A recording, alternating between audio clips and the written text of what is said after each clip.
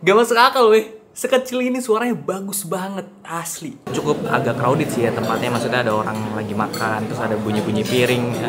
Anggaplah hidup itu sebagai roda yang berputar. Karena kenapa? Hari ini kita cheating day, kemarin kita cheating day, besok juga cheating day. Semuanya cheating day. Kenapa lu makan sendok di kiri, tapi garpu di kanan? Salah. salah. Emang yang bener sendok di kanan nih. Baru tahu lagi.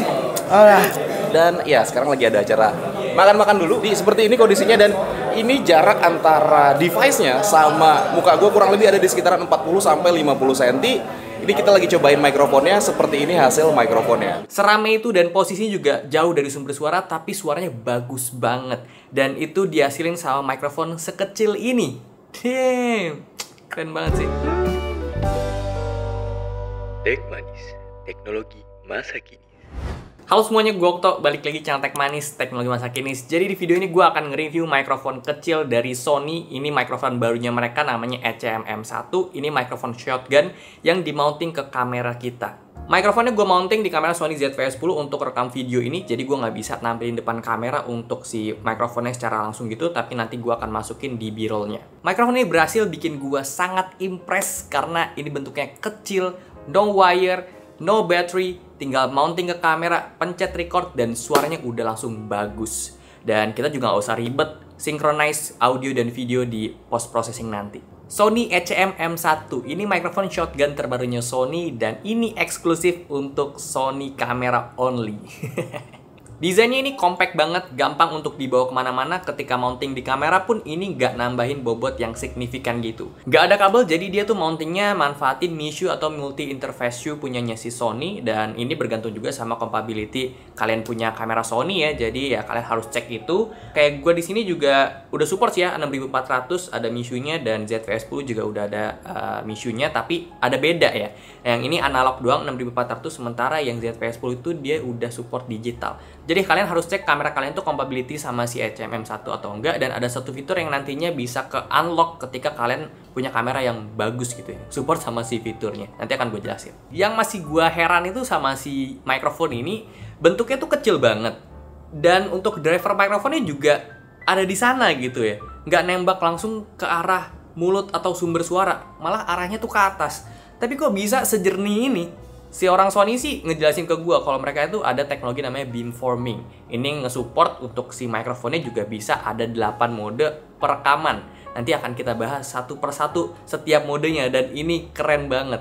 Sebetulnya sebelum si mikrofon ECM M1 ini muncul, udah ada mikrofon sejenis kayak gini dari Sony, namanya itu ECM B10. Bentuknya itu agak beda di posisi driver mikrofonnya, yang bikin si ECM M1 ini yang tadi bisa nge-support 8 mode, sementara si B10 itu belum sampai 8 mode. Kalau kita lihat si ECM M1 ini punya 4 driver yang posisinya itu kayak belah ketupat gitu kalau kita lihat dari atas ya. Nah ini untuk maksimalin dia punya 8 perekaman mode, jadi masing-masing itu si mikrofonnya bisa ngerekam sesuai dengan kebutuhan yang memang dibutuhin sama si mikrofonnya. Jadi sebetulnya 4 driver ini kerjanya bareng-bareng, semuanya itu nangkap suara bersamaan, diproses sama prosesornya dia, dan outputnya itu tergantung dari mode yang kita pilih. Misal modenya itu yang ke depan suaranya, berarti otomatis suara yang lebih dominan adalah mikrofon yang dari paling depan posisinya. 8 mode recording ini kita bisa pilih lewat dial yang ada di belakang mikrofonnya, dan ini ada titik sebagai indikator kalau kita itu lagi ada di mode tersebut yang kita pilih. Dan kita akan coba lihat masing-masing dari mode recording ini dan suara itu kayak gimana. Yes, oke, gue lagi cobain yang ultra directional. Di belakang gue ada Nino ya, lagi joget-joget, dan di sana di luar itu emang lagi ada yang nyetel music gitu ya. Dan ya harusnya sih kedengeran ya, cuman gue nggak tahu di kamera ini kedengeran atau enggak. Tuh ada suara bocah juga nyanyi gitu. Kayak gitulah kondisinya se-chaos ini, dan gue emang lagi ngetes si mikrofonnya akan jelas atau enggak karena ini yang ultra directional. Kita coba switch ke yang mode selanjutnya. Dan ini yang super directional. Dia harusnya lebih wide nangkepnya. Dan gimana? Lu hari ini kemana aja? Nggak tahu, ke rumah doang. Lu mau beli apaan katanya? Mau beli truk ya? Ini ada di mode unidirectional, jadi suara yang direct ke depan tapi dia lebih wide ya. Harusnya di sini juga dia masih bisa nangkep suara karena dia hampir 90 derajat untuk suara yang ditangkapnya. Dan ini di luar memang masih kondisinya masih rame ya, masih ada orang nyetel lagu dan ada suara motor. Sengaja pintu gue buka juga biar lebih berisik aja gitu. Dan Nino juga lagi ngedit. Oke, ini yang omnidirectional, jadi semuanya harusnya ketangkep ya. Ada orang ngobrol di belakang tuh, ada lagu-lagu. Nino mau jatuh harusnya kedengeran. Di gue di sini juga bisa kedengeran juga ya centikan-centikan gue kayak gitu. Karena ya ini dia nangkap suaranya itu semuanya keseluruhan gitu 360 derajat. Ini super directional tapi dia ngambil suara tuh di belakang. Nah, jadi gue misalnya pindah, suaranya akan jauh lebih jelas ketika gue di belakang sini dibanding gue di depan kamera. Nice. Selanjutnya ini ada yang super directional tapi depan belakang. Jadi ini suara gue dapat juga, suara belakang juga harusnya dapat. Jadi hari ini ya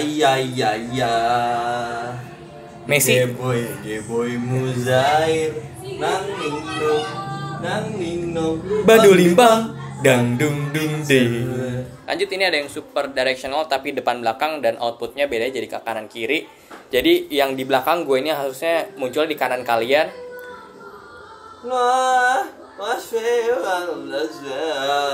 Suara ini harusnya ada di kiri kalian. Ini yang stereo, jadi harusnya ini kalian dengarnya kanan kiri doang. Gue jentikin, gue lagi ada di sebelah kanan mikrofon, gue ada di sebelah kiri mikrofon, gue di belakang mikrofon, dan gue di depan mikrofon. Untuk gue ngerekam video ini gue pakai mode di super directional, jadi yang paling atas, dan hasil suaranya tuh kayak gini. Ini dia agak wide dibanding yang ultra directional ya. Kalau ultra directional tuh bener-bener direct ke tengah aja. Kalau super directional itu masih agak wide, jadi suara-suara yang di sini bisa jadi masih ketangkep ya. Ada fitur lain juga di mikrofon ini yang bisa kita atur. Kayak yang pertama ini ada noise cancelling dan low cut. Ini kita masuk di mode noise cancelling di ultra directional. Gue nggak tahu hasilnya kayak gimana. Belakang ini masih kedengeran atau enggak orang pakai nyetel-nyetel musik itu dan pada ngobrol. Bisa jadi ini bisa hilang. Jadi fokus di suara gue doang, tapi suara gue yang harusnya kemarin udah gue preview, berdasarkan itu gue jadi lebih berat, suara lebih bulat ya, jadi lebih clear sih. Di sini gue coba untuk di mode noise cancelling dengan AC nyala, dan ini gue 2 PC nyala ya. Ya suaranya kayak gini. Dan sementara ini yang low cut, suara gue harusnya lebih mendekati ke suara natural, tapi dia bisa nge-cut suara-suara ambience yang gak penting kayak suara AC. Terus suara kipas PC itu dia di-cut karena pakai yang low cut.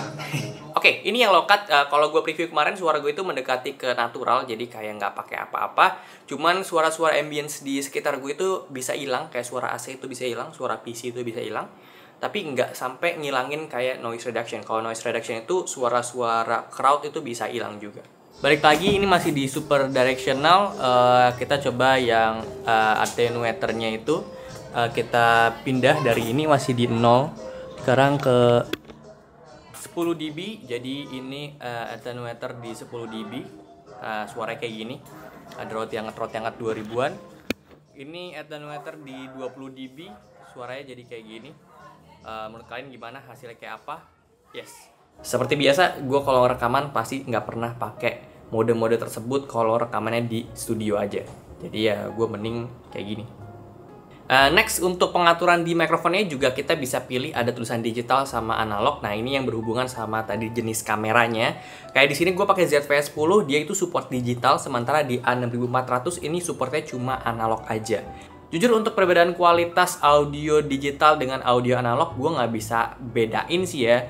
Cuman memang direkomendasiin itu pakai yang digital aja karena kita produksi pakai kamera digital, hasilnya pun gambar digital, dan dinikmatin itu di handphone, media sosial yang digital juga. Jadi lebih ke resolusi aja, bisa lebih match audio dengan gambarnya. Kalau sama-sama digital formatnya, ya lebih ke sana. Correct me if I'm wrong kalau gue salah. Nah, dari perbedaan format audio digital dengan analog ini juga ada perbedaan lagi di dalamnya, di mana ada satu fitur yang bisa disupport sama audio digital. Fiturnya si HMM1 ini dia bisa bikin 4 channel, 2-nya itu untuk backup, 2-nya lagi ya main outputnya. Yang 2 backup ini yang channel 3 sama 4, yang 3 itu omnidirectional dan 4 itu omnidirectional tapi minus 20 dB.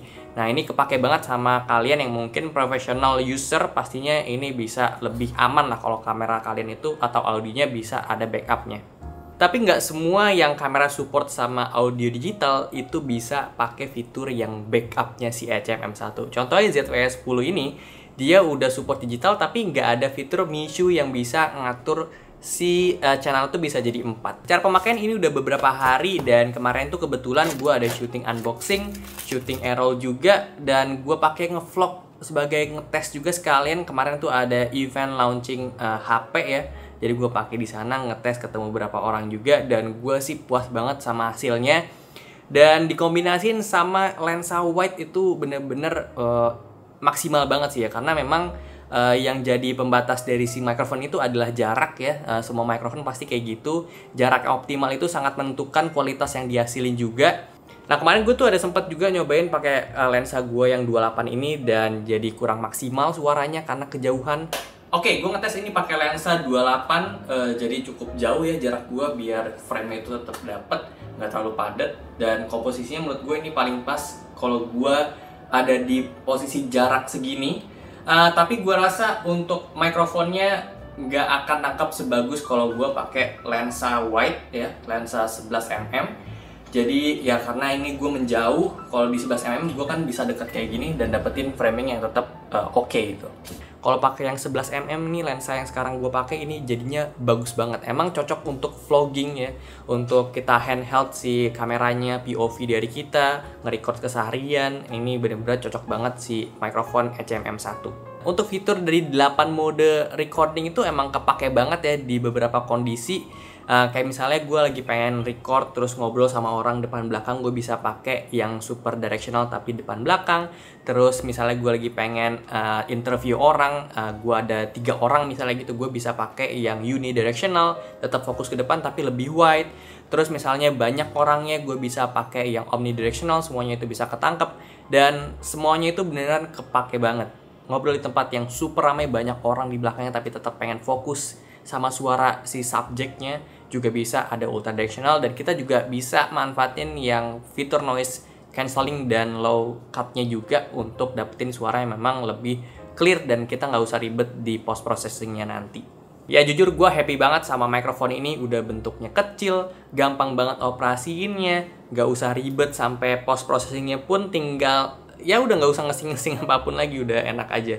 Jadi ini mikrofon yang sangat-sangat kepake, tapi emang peruntukannya kalian harus concern juga ya dari jenis kamera kalian, support atau enggak, dan kalian itu kira-kira punya lensa apa. Kalau lensa kalian tele ya nggak akan optimal banget, ya lensa-lensa standar aja di 24 masih oke. 28 gue agak kurang rekomend sih ya sejujurnya, di lensa 16, 11 itu enak. Jadi mikrofon ini cocoknya untuk kalian yang suka vlogging, aktivitas di luar, suka bikin a day in my life gitu ya, karena kan gampang tuh operasi ini, tinggal taruh-taruh aja, kalian bisa langsung aktivitas dan nangkap suaranya. Unboxing, ASMR juga ini enak juga ya, nggak perlu setting mikrofon yang ribet-ribet gitu, udah langsung pakai kamera aja ngesing. Noise cancelling, low cut, terus kita ini juga bisa atur untuk audio levelnya, tapi gue selalu pakai yang auto aja.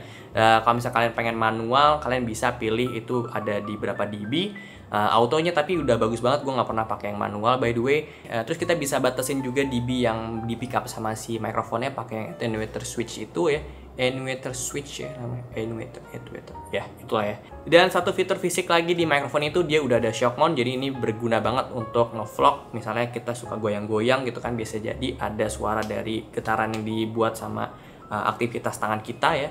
Ini bisa terreduce sama si shock mount-nya. Ya pokoknya pasti nanti akan ada link lah di description box untuk kalian bisa cek detailnya lebih lanjut. Jadi segitu aja untuk video kali ini. Thank you banget udah nonton. Kalau suka boleh like, share, dan subscribe. Gue sampai jumpa di video selanjutnya. Terima kasih.